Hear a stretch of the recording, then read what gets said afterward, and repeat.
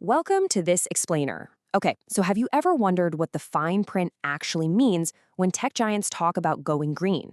Well, today we're going to act as your linguistic referees. We're decoding the complex, honestly pretty heavily contested vocabulary surrounding this explosive growth of AI data centers across America.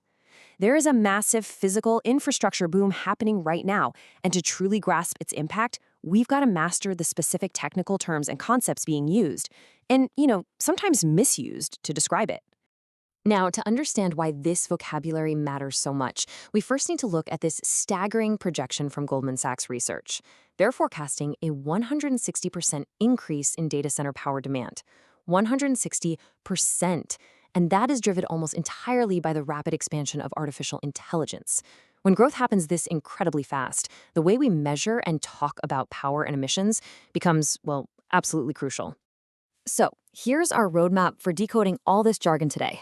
We'll look at the AI infrastructure boom, defining emissions through the scopes, the renewable energy dispute, key institutional power players, and finally, the battle over the evidence itself. All right, Section 1, the AI infrastructure boom. Let's set the stage first by looking at the sheer scale of the infrastructure currently being deployed across the U.S. We're witnessing the rise of hyperscale facilities. These are massive data centers operated by giants like Amazon, Microsoft, Google, Meta, and a whole roster of AI startups. To put this into perspective, a single modern data center campus can consume as much electricity as a mid-sized city, and it can require literally millions of gallons of fresh water every single day just for cooling. They're being announced, permitted, and built at a pace that has completely outstripped the capacity of independent science to fully evaluate their impact on our resources. And honestly, the speed of this build-out is exactly why we really need to understand the technical terms used to measure its footprint. Moving to Section 2, defining emissions, specifically the scopes.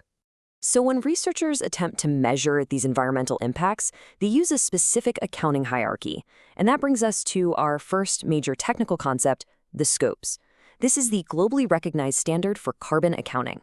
Basically, it's how we categorize the different types of greenhouse gases a company creates. Understanding this specific terminology is absolutely vital, mostly because companies and researchers often emphasize entirely different scopes to support vastly different conclusions about how green an AI data center really is. Let's break down the reality of data center emissions. Scope 1 refers to direct emissions. Think of the exhaust from on-site backup diesel generators or leaked cooling chemicals. For tech companies, this piece is usually pretty small. Scope 2 covers emissions from the electricity they purchase from the grid. Companies frequently highlight their success in managing Scope 1 and 2. But look closely at Scope 3. This encompasses the entire supply chain, including hardware manufacturing and the facility construction itself. Now, Scope 3 emissions are rarely disclosed, despite the fact that they are often 2 to 3 times larger than Scope 1 and 2 combined. So, if you don't know the term Scope 3, you are missing the absolute biggest piece of the carbon puzzle. Next up, Section 3, the renewable energy dispute. This brings us to the most fiercely contested technical battleground in the current discourse, how we account for the massive amount of electricity these facilities purchase.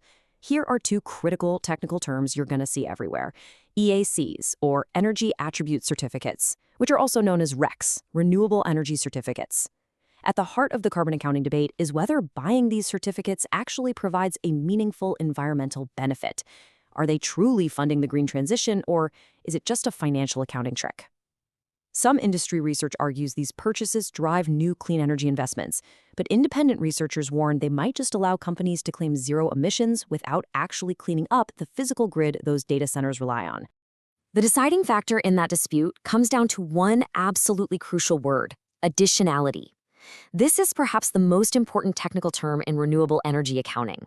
Additionality asks a very simple question: did your corporate purchase actually cause new clean energy capacity to be built? It's kind of like buying a ticket to a concert. Did your ticket purchase actually fund a new band playing? Or did you just buy a ticket to a show that was already sold out and happening anyway? Independent researchers point out that if you strictly apply this concept of additionality, a significant fraction of corporate renewable claims simply don't hold up. And that means the actual carbon intensity of these AI centers is much, much higher than the reported figures suggest.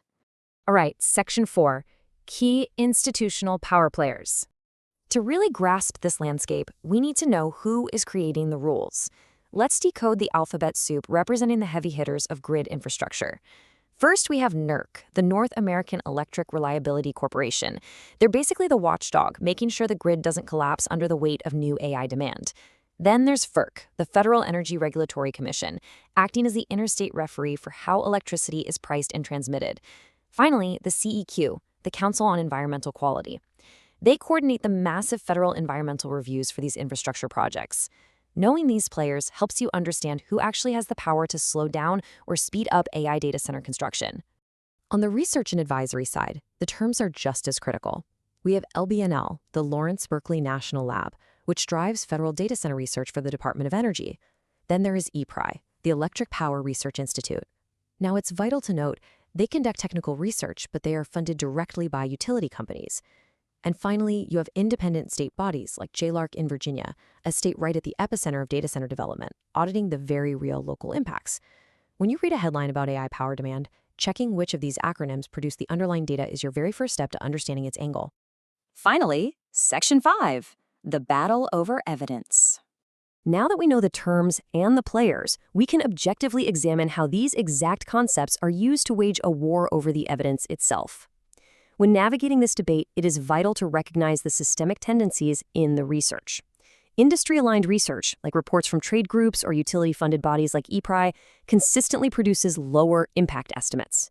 They often rely heavily on tech funding and face limited peer review. On the flip side, advocacy-aligned research from groups like the NRDC or Sierra Club consistently produces much higher impact estimates, driven by their environmental missions. Now, neither side is inherently lying, but they choose to emphasize different metrics, like picking Scope 2 over Scope 3 or completely ignoring additionality to frame the narrative. So where do we find the most objective numbers? The source material points to credibly independent, peer-reviewed research from academic institutions, like Princeton's REPEAT Project or the Rocky Mountain Institute. They are the ones rigorously applying concepts like true additionality. But here is the profound irony of this entire ecosystem. This highly rigorous independent data is actually the least cited material in official regulatory proceedings. It's honestly astounding how often the most robust science is left right out of the room where the decisions are actually made. As a result of this conflicting data, we are seeing an urgent, massive regulatory tug-of-war. For example, federal bodies like the CEQ are facing extreme pressure to accelerate permitting by expanding what are called categorical exclusions. This is a critical technical term for a loophole that allows projects to completely bypass deep environmental review. In response, environmental advocates are pushing back hard, proposing mandatory full environmental impact statements for any facility drawing over 50 megawatts. And to solve this baseline truth problem before the infrastructure is already built, experts are now urgently calling for the National Science Foundation and the Department of Energy to fund strictly independent research, explicitly prohibiting industry financial ties. By understanding these specific technical terms, from the hidden footprint of Scope 3 emissions to the true meaning of additionality and the acronyms of our regulatory agencies, you are now equipped to look past the jargon. You can critically evaluate the infrastructure boom that is rapidly transforming our communities. So the question we want to leave you with today is this. As artificial intelligence reshapes the physical grid, who gets to define the true cost of our digital future? Thank you for joining this explainer. Keep questioning the evidence, and we'll see you next time.